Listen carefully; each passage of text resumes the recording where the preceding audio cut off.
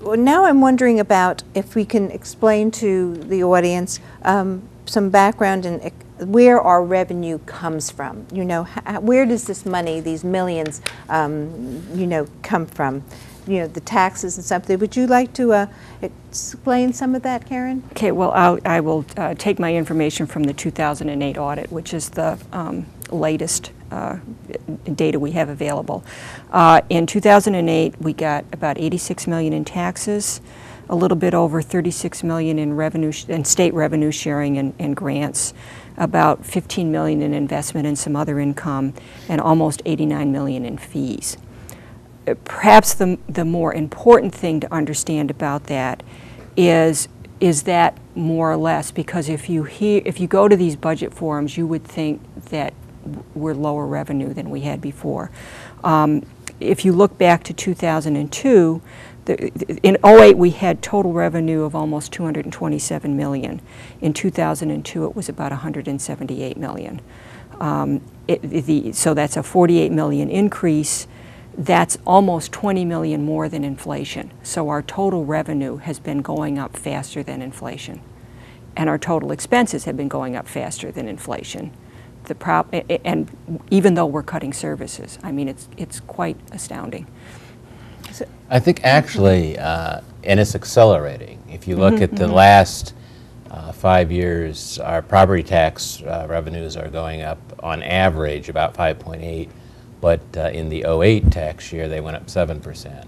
So I actually believe that there's some acceleration of property taxes. And again, as Karen said, it's about twice the rate of inflation for the last reported fiscal year.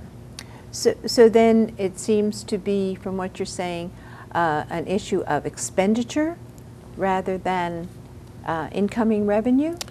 Actually, I don't believe so. If you look at every annual report that the city has published since 2002, the revenues have exceeded the expenditures, in many cases by $20–30 million. It appears to be more an issue of capital expenditures.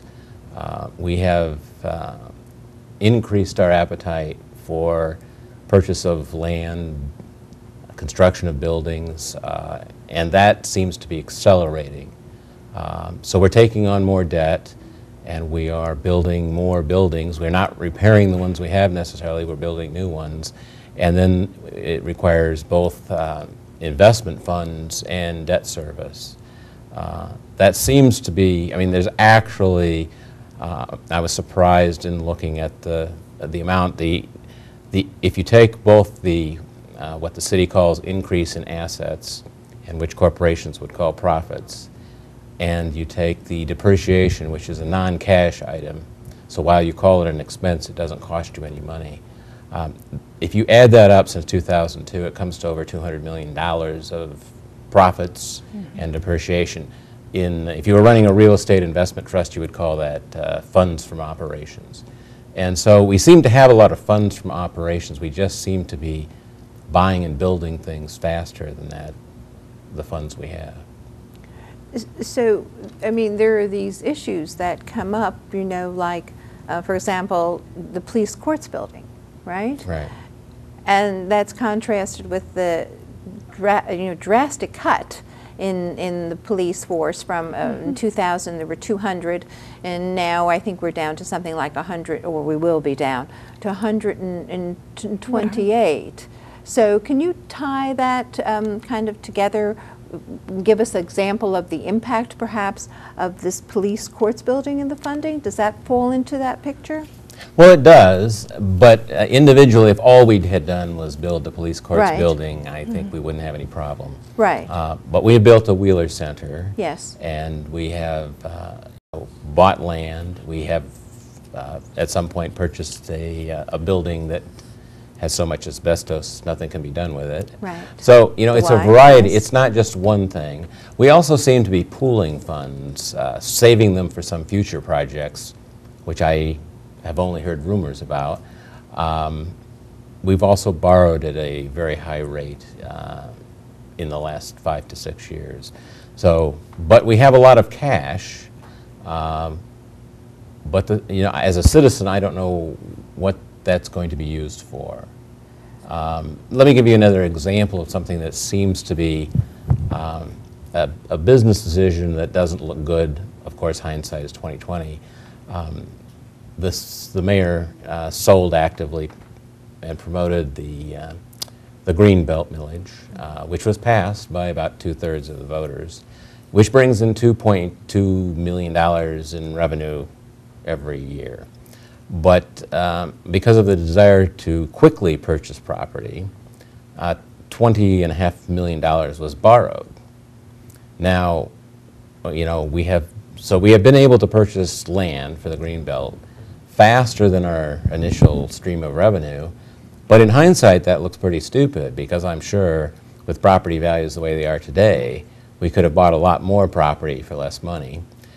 But even that doesn't concern me. It's the fact that we will end up paying $13 million of interest because we wanted to buy this property early. So not only have we bought property at the peak of the bubble, which we could have bought the property cheaper later, but we're going to be able to buy $13 million less property over the long run of the millage because we have had to pay this back in interest. So our urgency to buy property quickly, I think in the end will mean we have less Greenbelt than we could have had if we had bought it systematically over some period of longer time.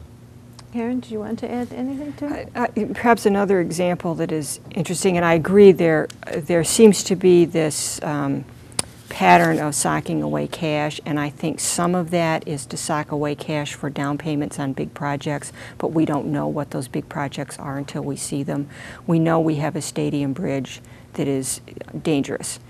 There is almost $23 million in the streets millage fund. We pay an extra tax just to keep our streets repaired, and of course they're a mess. There is no legal reason that money can't be used for the bridge, and yet the majority of Democrats that control council, there are a couple of dissidents, they refuse to use any of our own money to repair the bridge. They're saying they're not going to fix the bridge unless the federal or the state governments give us money. So I don't understand what's going on there. So what would you say is our outlook for this community, our financial outlook for the community over the next 5 years, and then we can get into this issue of taxing the people? What is the outlook? Well, it's certainly going to be more difficult. If you look at the Plant Moran study that's been put together to debate an income tax, yes, they believe that the property tax will actually decline in the next few years. Yes. But a relatively small percent. They're saying about 7%. And their projection is that it will be back to the 2009 rate by 2015. So I actually think they're being optimistic, although I know the city is very aggressive on their appraisal process. So, maybe that will happen. But it's a little hard to believe that it's only going to go down 7% when property values in Southeast Michigan are down at least 20 or more % from their peak values. So, we are going to, I think, finally see where the property tax revenue just can't keep up with the city's appetite for funds. Also, obviously, the state revenue grants and subsidies are going to drop. So there is going to be pressure, but like I said, I think that the bigger pressure is we can't continue the construction process. For example, there's been recently an approval, it hasn't been borrowed yet, but an approval to borrow $50+ million for a new parking garage. I think we have to ask ourselves, is this prudent in the current, economic situation that the state is in and the city is going to be in?